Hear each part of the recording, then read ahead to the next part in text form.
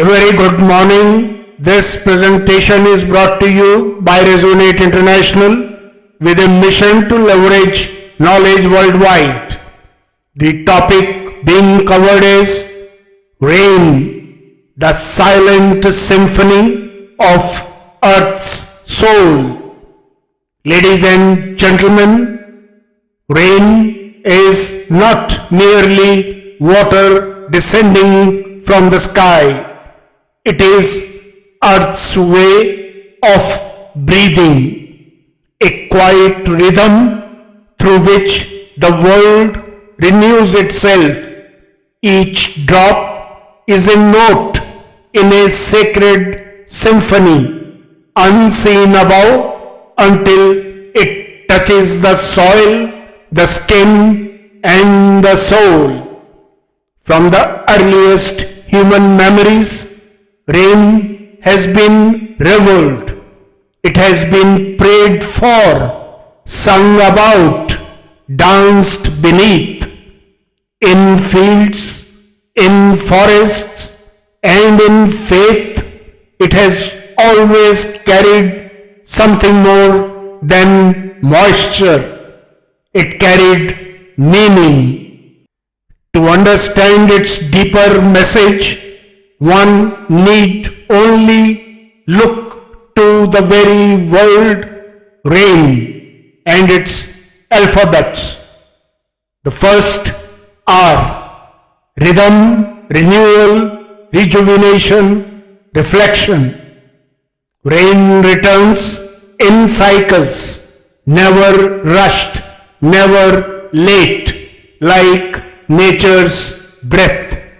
It heals cracked soil, stirs sleeping seeds, fills rivers, and clears the air with gentle finality. Its rhythm resonates with human life's inner biology, restoring stillness to restless minds and a quiet pulse to the planet itself. The second alphabet, A, awareness, anticipation, acknowledgement, acceptance. Ancient civilizations welcomed rain like a guest of honor. Skies were red, rituals offered, gratitude felt.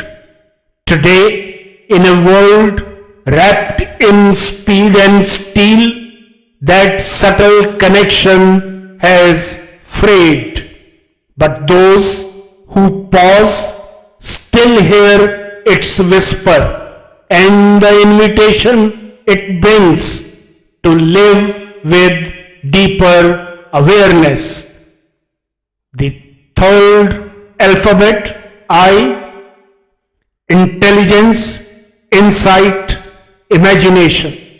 Rain forms through exquisite natural design, rising vapors cooling into clouds shaped by winds released through gravity. It is a journey of transformation. It also shapes humanity, scientifically proven to soothe the mind, sharpen concentration, and awaken creativity. Perhaps in rain, the imagination of the earth meets the imagination of the mind. The last alphabet, N, nature, neutrality, nurture, nudge. Rain falls without judgment on deserts and gardens alike. It nurtures all it touches. But shifting climates, vanishing forests, and hardened cityscapes have disrupted its delicate rhythm. What once came as a blessing now hesitates. This is not nature's anger. It is her gentle nudge for remembrance. What's the way forward? Rain originates when moisture from oceans, lakes, and rivers rises, cools, condenses, and returns. It completes the Earth's hydrological cycle. But today, that cycle is faltering from rising temperatures and heat domes to deforestation, wildfires, and artificial interventions.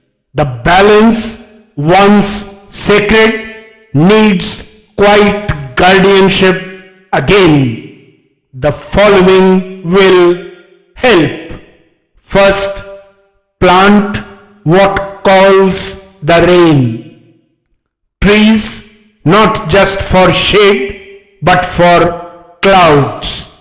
Second, harvest with reverence. Every drop is a moment of grace. Third, design in harmony. Cities must absorb rain, not repel it. Fourth, educate fully.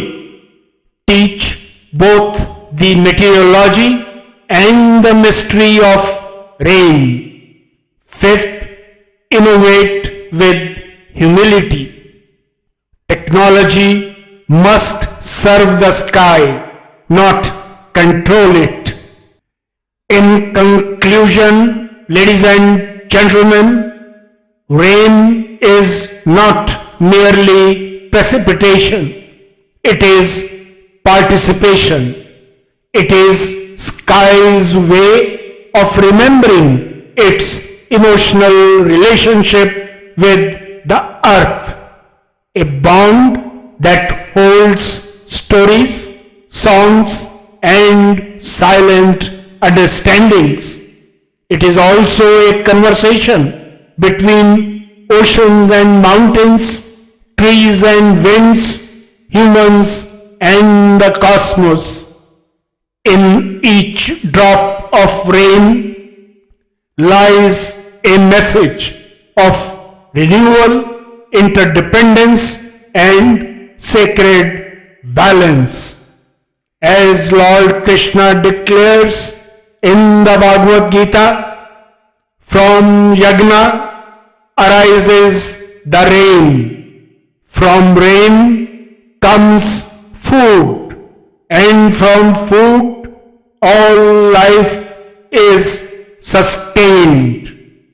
Yajna here means actions performed with selflessness, balance, and a higher purpose.